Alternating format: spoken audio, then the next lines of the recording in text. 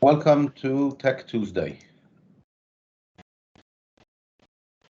As in previous times, we're going to take a minute of silence. Happily, hostage situation is getting better, but it's far from being solved.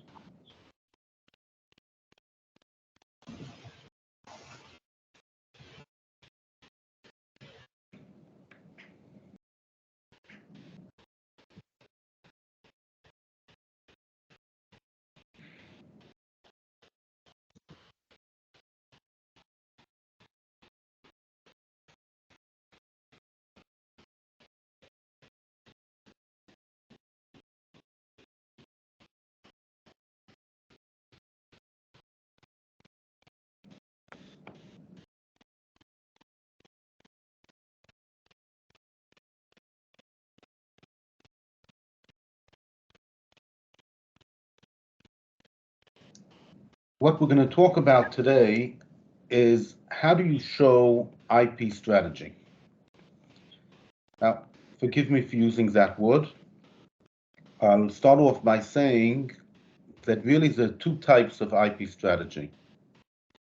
One of them is how do I get IP? How do I get this patent granted? How do I get these inventions and so on? The one that we're going to talk about is IP in the service of the company goals. Okay, how will I strategically use the IP in order to get what the company wants to get? And it's very common to just write out the strategy. Oh, we're going to do this, we're going to do this, we're going to do that. A lot of words. Patent attorneys love words. What I'm looking is to visualize the IP strategy. And one of the reasons is because when you show a PowerPoint presentation like this one, people have difficulty reading more than one or two words at a time, and images help keep them awake. But in general, the goal is that we want others, and by others I mean people who are not IP people, to understand the IP strategy because they have to approve it or maybe they have to pay for it. I want it to be easy to critique the strategy. I want it to be easy to help improve the strategy. Now, I don't like the word strategy. It's a suitcase word. It means too many things. But in any case, to be clear, it is more than just a plan of what we're going to do. We're going to file this patent on this date and that patent on that date, because it has to deal with changing circumstances. And competitors add even more spice to the process. Now, the natural thought is, and that's a thought I had, I guess, about 4 years ago, 5, I'm not sure anymore. How about we show the IP strategy as an overlay on the business strategy? Of course, that requires you to have a graphical presentation of the business strategy. And I don't know how many of you have been lucky enough to see a graphical presentation of a business strategy, but it's quite uncommon. Well, Simon Wardley has a way of showing a map, and on the map he shows a strategy or plan or whatever you want to talk about. And on this map, we can also show the IP strategy. So let me explain this very simple example. You have a tea shop, and in a Wardley map, the y-axis is a value chain, where on top it's the parts that are visible. You know, you get a cup of tea in the tea shop. And at the bottom are things that are invisible, like power or what's happening in the kitchen. The x-axis is what he calls climate, and I talked about it in a previous presentation. Basically, we expect things to naturally happen. For example, things that are thought of are then custom built, and then they become a product, and then they become a commodity. And the classical example is water. You turn the tap and water comes out.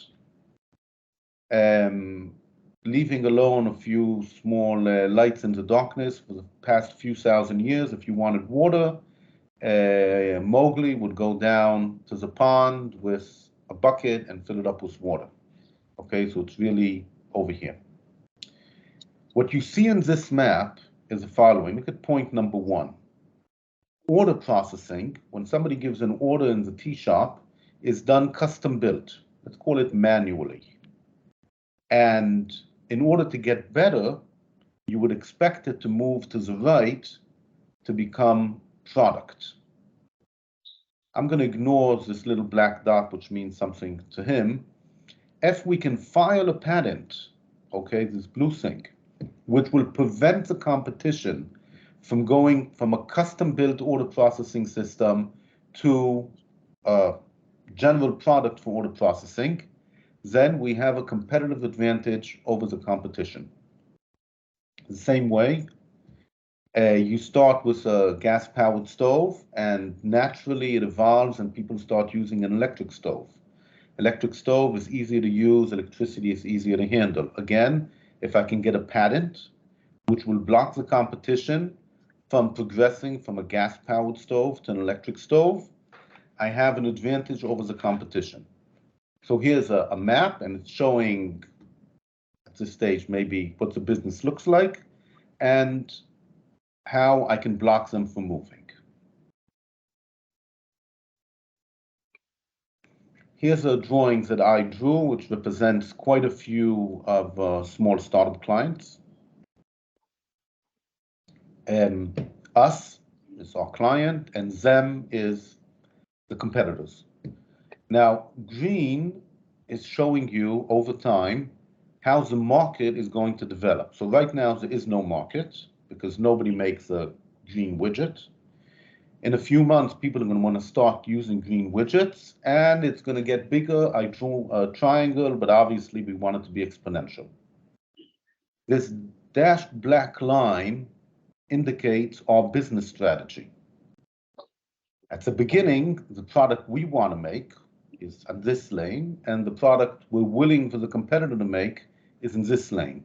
As time goes by, we want our lane to slowly take over the competitor's lane until the competitor can't make new products anymore. In addition, we expect to come out with product version 1 over here and version 2 over here. So that's a graphical presentation, really very high level of our business strategy, or business vision.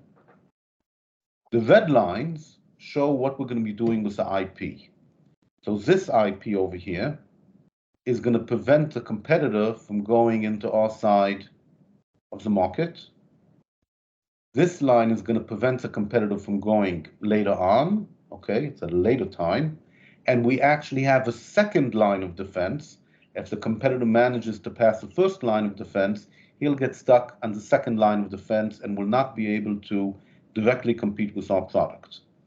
And as time goes on, we have more IP, which will prevent the competitor from continuing in his natural direction because we're trying to take over. At the same time, we're also going to file these annoying little patents, which will interfere with the competitor doing what we're willing for the competitor to do. Okay, another graphical presentation, but it's also very simplistic. So I'd like to make a short detour. I talk about strategy. There are a few alternatives to strategy. One of them is to have planning. Everybody knows about 5-year plans. I'm going to talk about strategy in the next 3 slides. There's a concept that has a similar name, strategic positioning and optionality. And in strategic positioning, you have Porter's 5 forces analysis that I'm not going to go into. But basically, the question he's answering is, in what market am I more likely to succeed? And Sun Tzu talks about taking advantage of the ground that you're at. Again, you position yourself in such a way that the ground is advantageous to you. And here's a quote about Nassim Taleb, who believes planning is impossible, okay, because you can't predict. But instead, you need to position yourself in such a way that you have optionality, meaning I have a lot of things I can do. Bricolage is another variation. We're going to make do with what we have. Growth hacking is exactly the opposite. It means we keep on doing experiments in order to discover what's going to work now, and then we do that. There are other ways of preparing to deal with an unknown future. I'm not going to talk about them, but I do want to talk a little bit about that word strategy. What is strategy? So Jeff Meisner has an interesting article on it, and so does Wikipedia. Here are a few quotes. Strategy is the art of creating power. Rummel, that we're going to see on the next page, a process of finding advantages by pitting your strengths against an opponent's weakness.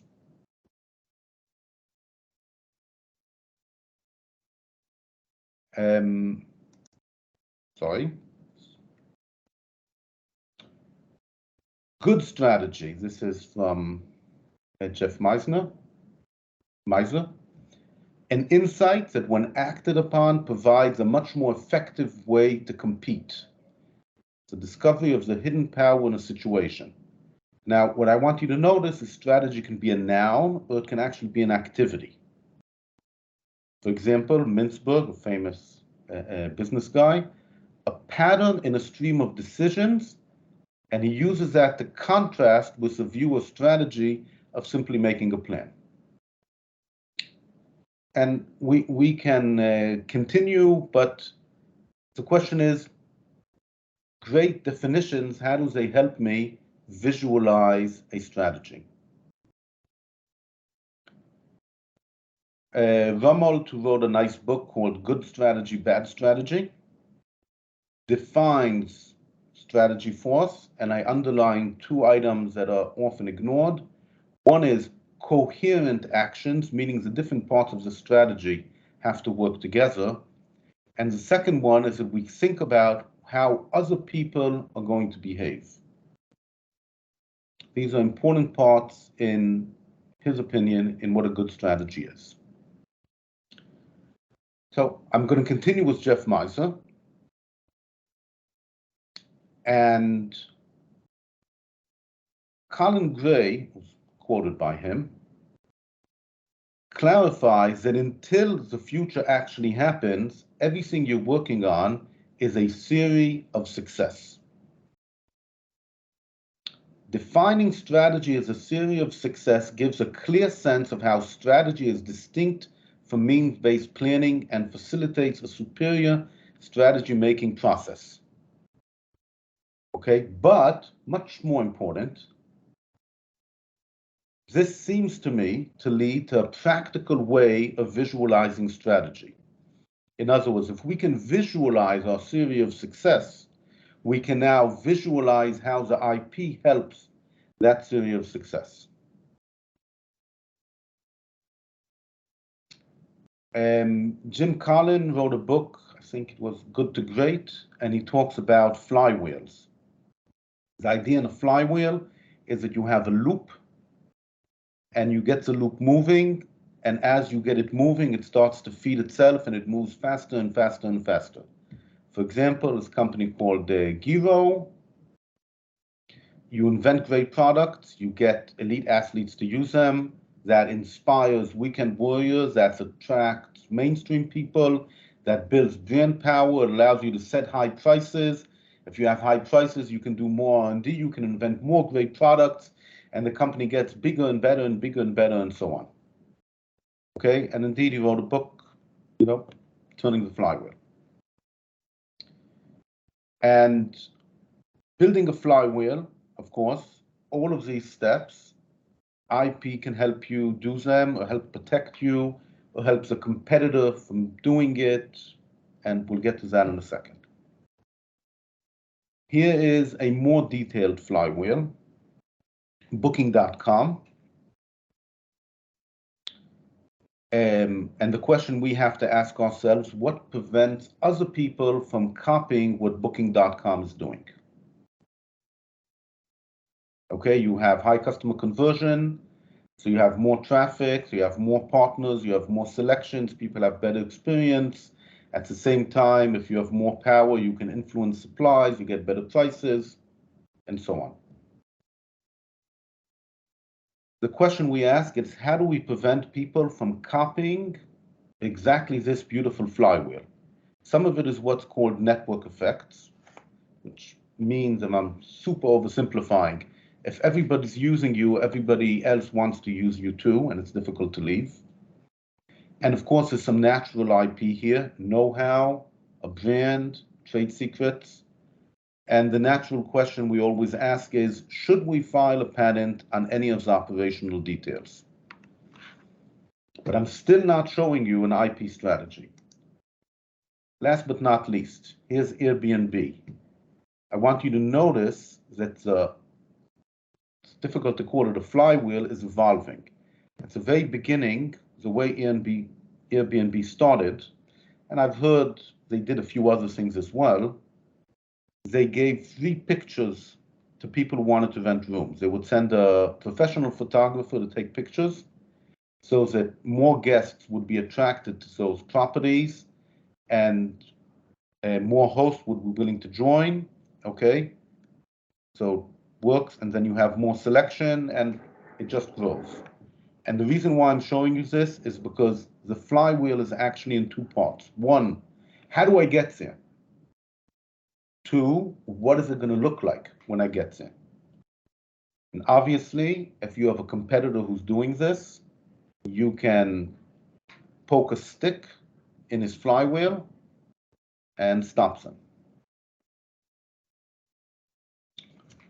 Finally, I drew my own theory of success of, let's call it typical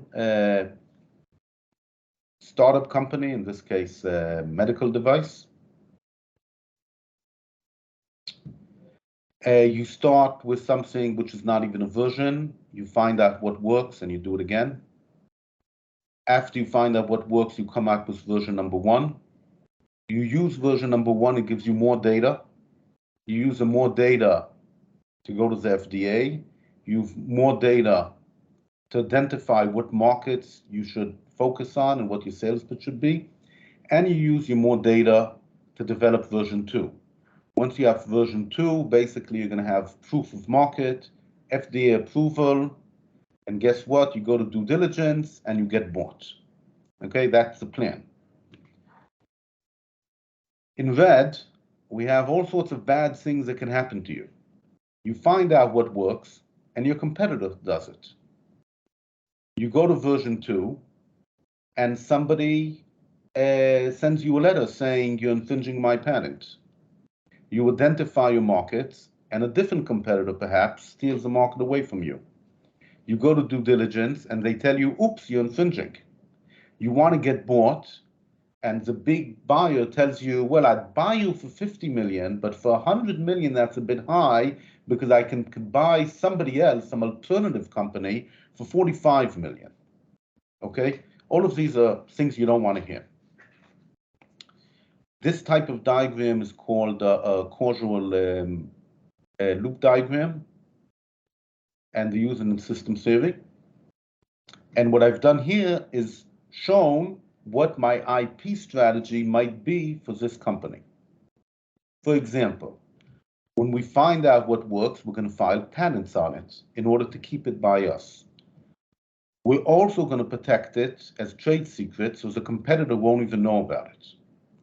When we obtain data, we're going to make sure to have ownership agreements, which ensures that the data actually comes to us in order to do version 2 instead of not coming to us. When we identify markets, we're going to build a brand using a trademark to make it more difficult for a competitor to steal from us. When we come to due diligence, we're going to come with already freedom to operate or risk analysis, which will make these issues of infringement less of a problem. When we want to get bought, we're going to have a patent which prevents the alternative product from existing or being considered, and we will also have a different patent on the person buying us, which forces them to buy us and not some vague somebody else. Okay, so here's an example of how I can show a IP strategy, because all of these are what I plan to do on IP. And of course, I can show you a table of what we're going to do when and how many patents and whatnot, in order to support my business strategy, which will pretend the client gave us this strategy, which is basically the client theory of how they're going to get from here to there, the theory of success that I mentioned a few slides ago. Who cares? Okay, so if we go back a second, I want you to notice something very interesting happening over here. We filed the patent on what works, but we also are keeping a trade secret in order to prevent this secret information from flowing towards a competitor. We have data which is being created, and we're using ownership agreements to make sure that this data flows where we want it to flow. Often when people talk about patents or IP, they think about it as protecting an asset. We're going to build a castle. Nobody's going to go there. Well, here's a story from 1948 where happily it failed. What you see here is a map of the road to Jerusalem. In 1948, Jerusalem was under siege. The main road, went up over here. And Latrun is a castle which sits on the hill and blocks the road. And since Jerusalem was under siege, you couldn't bring any food there. It was a very strong castle. They tried conquering it, the equivalent of, filing an opposition, a revocation, and they failed. What they did instead was what's called Burma Road. It starts over here. See, it goes over here behind the mountain, and then reconnects to the main road over here. It's a great patent, a great castle, but somebody did R&D, the equivalent of tractors and pushing trucks up the hill, and bypassed the patent. Okay, now why did this happen? Because the focus was on castles. And I showed you in the previous slide that you have to think not only about what you're protecting, but also about making sure that things don't flow to the wrong place and do flow to the right place. So, to summarize, I showed you some definition of strategy. The one that talks about theory of success seems actionable for visualization. I showed you some ways of illustrating IP strategy in a way that has a dialogue with business strategy, and hopefully business people can understand it. The journey has just begun, and the goal is that non-IP people will understand how IP is or will help their business and the business strategy. Okay, I am stopping now.